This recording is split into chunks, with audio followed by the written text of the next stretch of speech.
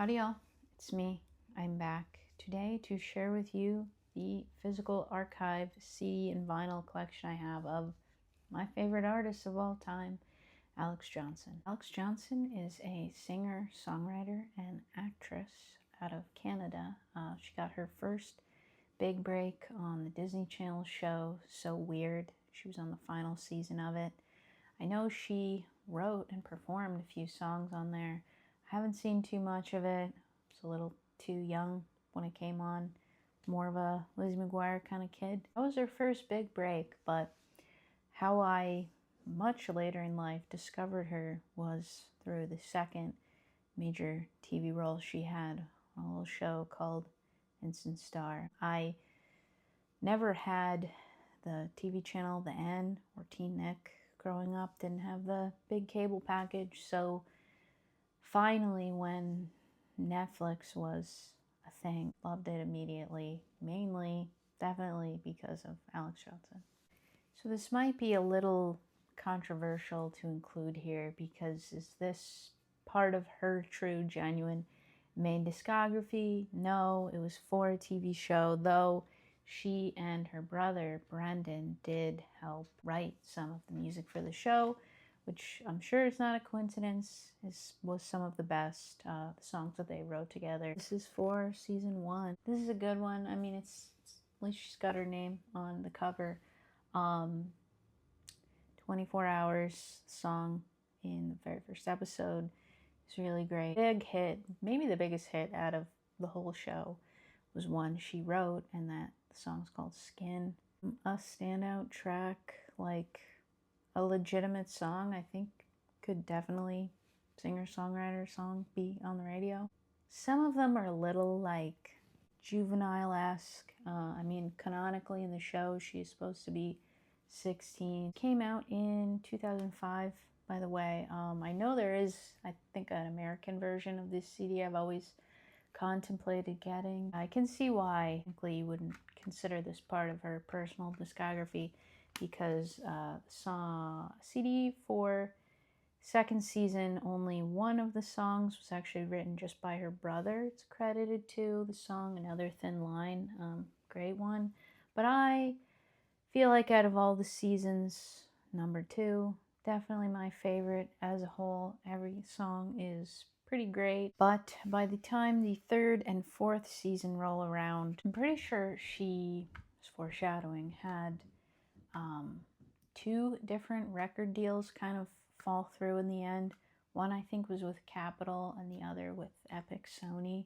Whichever one she was involved in at the time, 2008, 2009, as the show was kind of wrapping up, prevented her from recording more than 4 songs for the album, which really, truly affected the timeline of the show. So in the 3rd season, only 4 of the songs she was able to record. A 1 track 13, The Breakdown, her brother wrote. It's the best song on the album. Definitely a big downer. Sure, it had to have been an upset at the time. And things only kind of got worse, in my opinion, for season 4. Season, if you've seen the show, things were really going awry on the show. But hey, we got it. Sadly, I wish we'd gotten season 5. So they decided, I gotta laugh at this, they decided to put out a greatest hits album, which I, being #1 fan, had to get. But the cover art for this is just kind of like, I don't know, very clip art-esque. This one, the best thing about it was we got the addition of the song I Just Wanted Your Love, which was left off of the last album, on here, performed by Alexz. Hold on to your hats for this one.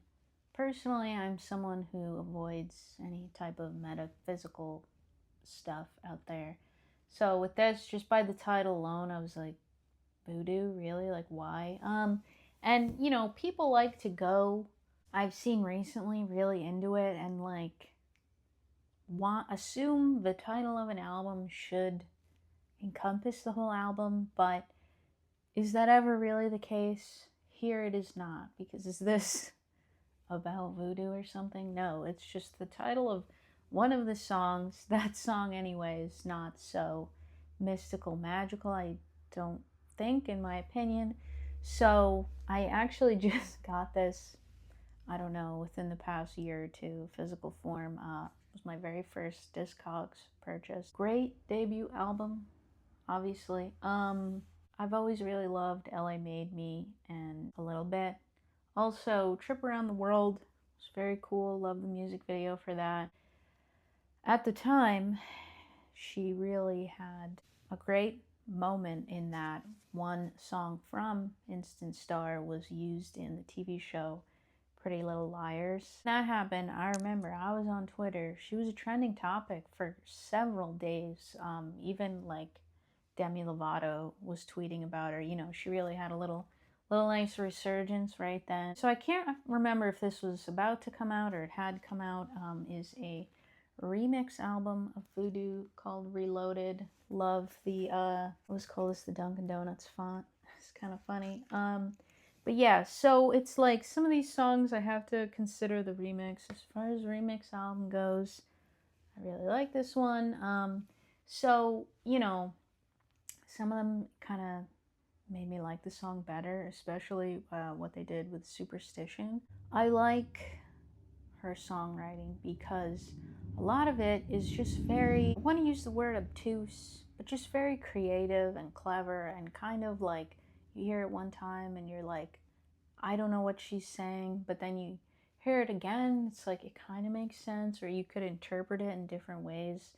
So I appreciate the experimentation. Speaking of unreleased music, actually, probably thanks to that whole trending topic Twitter thing, I'm pretty sure, if I remember correctly, did spur her to release a few kind of acoustic demo records, just totally independently and only digitally, called the Basement Recordings. So it had a 1, 2, and 3. If you're a true fan, you're going to remember the original artwork for the first one. This one had all of the songs for Instant Star Season 1 that she had written, and then I feel like it was majority of the songs that were meant for her debut album that were probably recorded. I mean, I have the demos. If it had gotten released, it would have handily been my favorite album from her because it's her best work, but more on that later. But this was very cool to have in somewhat of an official form. I know at the time, even from what I'd see, she has this whole, a lot of artists deal with this, but it's just a little unusual, I feel like, with, you know, kind of a smaller artist, indie artist. She dealt with so many people like blackmailing her, trying to get her to release some of her demos. And even I remember her mentioning on Twitter or something, this one person like was emailing different like producers and music people, like trying to get her old demos, like hating her with like some fake email. Like, the minute you're doing that, I think you need to calm down. But yeah, second, Basement Recordings, probably my favorite. I love, as usual, Inconveniences. And I remember, I feel like a big song in the unreleased community was Cheyenne. It was great. Like, people had wanted that for a long time. Also, Lighter Than Air, I really love. And then on the third one, 2013, the second track, Hero, for the longest time. I'm such a, like, such a space case. I kind of forgot about that song till now. For the longest time, honestly, that was like my all-time favorite song of hers. So that was great to get this stuff, you know. At the time, it was like literally a miracle to see this music released. Then continued with all that momentum. I believe she started a Kickstarter campaign to release her 2012 EP, Skipping Stone. And at this time, I was in the fandom head first. Sure, I donated to the Kickstarter, and she had a online concert through this website called Stage It. I meant to look up if that even still exists, But yeah, you buy a ticket and attend a concert virtually, which I did and I felt amazing about because I had never been to a concert in my life, and I was like, this is my this is my first concert, even though I'm sitting on my school laptop at home. And next EP I have of hers, you will see, funny enough, are signed. 24, I met Alexz Johnson. At one of her shows, of course. I think it was during the pandemic, I said, if tours ever happen again, I'm going to see her in concert. Me, the most cynical and fatalistic person there is, right? This is actually a time when I can get emotional.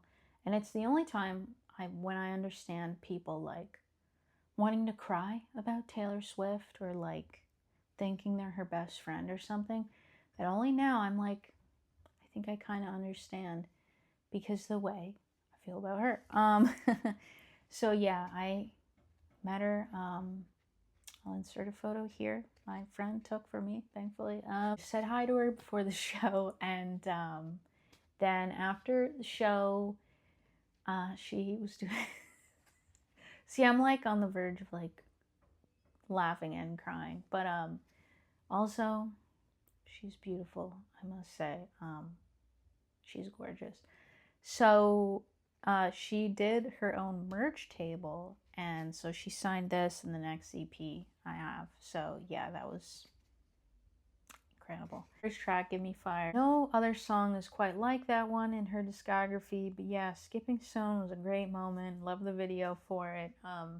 This was nice because it was like, you know, she was back. She was releasing stuff. It was awesome. 2014, the Heart EP. And the reason why these are the only albums I was buying at the show was because I already had everything else. But I don't know if I ever saw these on her online store, so I was just like, I guess I'll have those. But I was already a greedy little person, so I already had most of what she had available there. But yeah, this is great. I love American Dreamer. This is Heartache, one of my all-time favorite songs of hers. And then the third track, there's only 4. All 4 songs are amazing. Nothing on Me, I feel like, is just a great example of the kind of songwriting that she does. In 2014, I suppose we could kind of call this her second album. Now, this album, and in 2017, going ahead, A Stranger Time, these two here, putting aside all of her unreleased music, this is like my Abbey Road. This is my Ziggy Stardust. This is my Thriller, guys, okay? These are my essentials. I'm realizing, looking at the back of this, I should have known. I'm a fan. I have a poster of this image in my kitchen. That's right. I felt only appropriate to put it in the kitchen, you know? But anyway, Heart Like That, amazing. My 2 absolute favorites off this are Cologne and That Pain. Moment of silence for those songs. They're incredible. But yeah, all of this is absolutely beautiful. Finally, I will introduce, here it is on vinyl. I'm pretty sure, maybe, was this her first vinyl? I feel like I'm not wrong in saying that. Stranger Time, my other essential. I don't even know what song to pick that I love. Breathe is like incredible, man. Like there's no one like her in my opinion. Aftermath, I love a lot. Man Like You, I was just listening to Dangerous Mind, I absolutely love. My number one favorite though, of course, is Never Love Me Back. Me having written the book on unrequited love. And then, like I said, I have the vinyl here as well. I'll show all these separately. But yeah, this was her best era for me, in my opinion, with these 2 albums. I listened to them nonstop. There's kind of a gap here because the one and only thing I don't have in any physical form is her 2020 album, Still Alive. Now this, I will reference the Queen again, is a bit of a Taylor Swift Taylor's version situation, because majority of songs on this album were all re-records, reworked completely of what should have been on her debut album. Now these songs are incredible. Chicago, Golden, like these are classics, but in the form they were on this album, just like Taylor's version, I don't like and I cannot listen to. Anytime I tried to give it a chance, I just would freak out and turn it off. I mean, Taylor's version, you know, it's like you grow up hearing it, just get used to the way her voice sounded at that time. Just my personal preference. You know, in no way is it bad, but it's just like, am I going to pick hearing that over the original? No. Not at all that her voice is different, it's just the arrangements of the songs have changed greatly from the demos. So between the demos heard on the basement recordings and even like, I feel like I've heard other demos out there on release of them, having listened to those already for the past 10 years, those coming out, it was not for me. It would be awesome. It would be great if, you know, you're just someone coming into it brand new. I'm sure you could potentially enjoy it a lot more than I did. But there was 3 new songs on that album. One of them, Living in Color, though, I absolutely adore. It is track 1 on my Happy Times playlist. Also is unlike anything else she has released. So, 2023, she put out her album Seasons. Majority of this album was inspired by her losing her sister Mackenzie in 2022, I think, which loss of a sibling, something I can relate to. So like when this came out, I was like, I don't think I can handle this album. I definitely was not listening right away. It was too hard. And this is a bit of a change up, I think, from her previous stuff. It's hard to truly just pinpoint one reason why, but I did warm up to it. Seasons is great. Hurt Me is like a, you know, her cool kind of gospel sounding music she'll do off and on. I Need You Like You Need Me, adorable. But then, you know, you get to Tomorrow Will Be Gone. It's like, it is good to think about the brevity of life, but it's very, you don't want to do that all the time. You know, it could be a little bleak. It's fine though. But Ain't That the Way is maybe her most Alexz Johnson sounding song. I love the lyrics on that one. It's a beautiful record, very sentimental. I also have it on vinyl. I didn't even remember it's signed. I got this on it as a gift, had it on my wish list, forgot about that. Her most recent release came out early 2025. It's Salvage. I actually just got this CD. This album, Seasons, I was listening to less. This album, sadly, I'm listening to even less than that. Just because I feel like lyrically the themes of her music have shifted greatly. That's probably only to be expected through, you know, time and how many years has she been making music.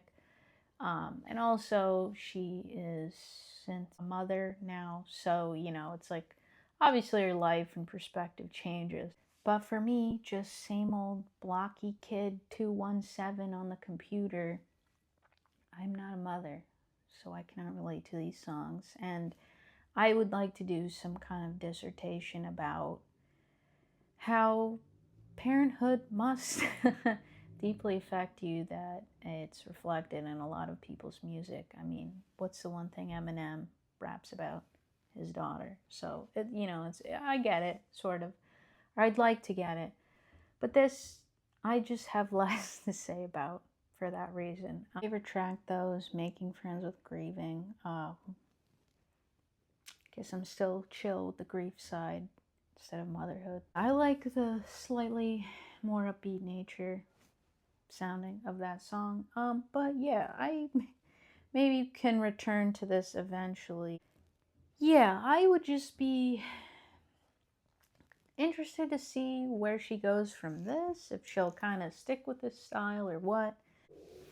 Okay, I had to flip my camera around because my watch has died and I have no